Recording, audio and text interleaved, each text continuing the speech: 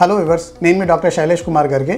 ఈరోజు మనం ఆజ్ డాక్టర్ గర్గే సిరీస్లో ఒక పేషెంట్ అడిగిన క్వశ్చన్కి ఆన్సర్ చూస్తాం.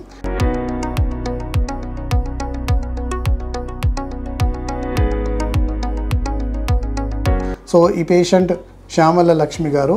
సార్, నా ఏజ్ 40, నాకు పిల్లలు లేరు, నాకు 9 centimetre fibroid, multiple fibroids, bulky uterus. Sir, నేను ఫైబ్రాయిడ్ ఎంబోలైన్ చేయించుకోవచ్చా? సో 40 years పిల్లలు లేరు, నా multiple fibroids plus largest fibroid is 9 centimetre, ఇంకా బల్కీ యూట్రస్ ఉందంటే డెఫినెట్గా గడ్డల వల్ల పిల్లలు అవ్వకపోవచ్చు is one of the main reason. పిల్లలు పుట్టడానికి ఫైబ్రాయిడ్స్ ఒకటే కాక వేరే రీజన్స్ కూడా ఉండొచ్చు. హస్బెండ్ తరఫున కానీ లేడీస్ తరఫున కానీ ఓవరీస్లో ఎగ్స్ సరిగ్గా ప్రొడ్యూస్ అవ్వడం, hormonal imbalance. So first important thing ఏంటంటే గడ్డల వల్లనే అవ్వట్లేదా పిల్లలు, ఇది తెలుసుకోవడం చాలా ఇంపార్టెంట్. ప్లస్ గడ్డల వల్ల ఒకవేళ ఇంత పెద్ద గడ్డలు ఇంకా ఎన్ని గడ్డలు ఉన్నప్పుడు కూడా ఒక వేరే ఫ్యాక్టర్స్ లేకున్నా కానీ ఇది ఒక మెయిన్ ఫ్యాక్టర్ ఉండే అవకాశాలు ఎక్కువ ఉన్నాయి. సో ఈ ఫైబ్రాయిడ్కు ఎంబోలైజేషన్ కానీ లేకుంటే మయోమెక్టమీ, ఆ లార్జెస్ట్ ఫైబ్రాయిడ్ తీయించుకోవడం చాలా ఇంపార్టెంట్. సో అప్పుడే కన్సీవ్ అయ్యే ఛాన్స్ ఉంటుంది. ఇంకొకటి ఏంటంటే మీ ఏజ్ కూడా టువర్డ్స్ 40 కాబట్టి ఇంకా డిలే చేయడానికన్నా త్వరగా ట్రీట్మెంట్ చేయండి. ఎందుకంటే as you are going towards the menopause time, 40 usually లేడీస్కు పీరియడ్స్ ఆగిపోవడం టైం ఏంటంటే 45 to 50 ఆన్ అన్ యావరేజ్, కొందరికి ఎక్కువ కూడా అవ్వచ్చు, తక్కువ అవ్వచ్చు.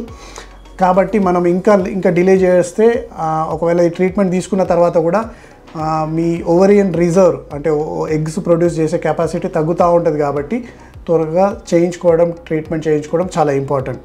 సో హోప్ ఎంబోలైజేషన్ కానీ మయోమెక్టమీ కానీ, మయోమెక్టమీలో ఏంటంటే చిన్న చిన్న గడ్డలు తీయలేము, కానీ ఎంబోలైజేషన్లో అవి కూడా కరిగే అవకాశాలు ఉన్నాయి. So both are good for large fibroids myomectomy, and for multiple small fibroids with bulky uterus embolization is suitable to you. ఇంకొక పేషెంట్ అడిగిన క్వశ్చన్, శ్రీలక్ష్మి గారు అడిగిన క్వశ్చన్ ఏంది, యూరిన్లో బ్లడ్ పడుతుంది గడ్డలుగా.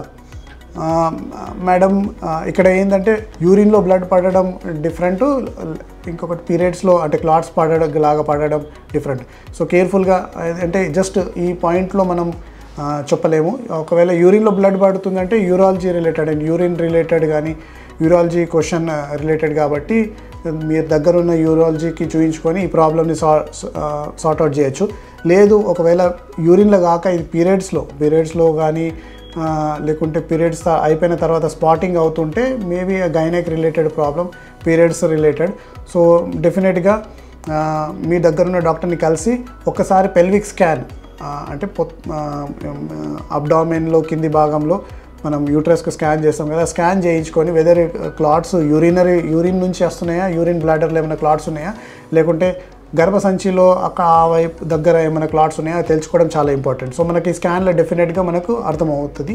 సో మీ దగ్గర ఉన్న డాక్టర్ని, మీ ఫ్యామిలీ డాక్టర్ని కలిసి ప్రాపర్గా రిక్వైర్డ్ ఇన్వెస్టిగేషన్ తీయించుకొని ఒకవేళ మీకు ఇంకా దానిపైన ఏమైనా డౌట్ ఉంటే డెఫినెట్గా ఆ రిపోర్ట్స్ మీరు మాతో షేర్ చేయొచ్చు. I will try to help you to get a proper diagnosis and proper treatment. Hope you find this video useful. మీకు ఇలాంటి ఇంకా ఎవరికన్నా మీ ఫ్యామిలీలో కానీ మీకు ఎవరికన్నా దీని గురించి ఏమైనా మీ పర్టికులర్ ప్రాబ్లమ్స్ గురించి ఏమైనా క్వశ్చన్స్ ఉన్నా కానీ please write them in the comment box. నేను డెఫినెట్గా చదివి ఆన్సర్ ఇవ్వడానికి ట్రై చేస్తాను.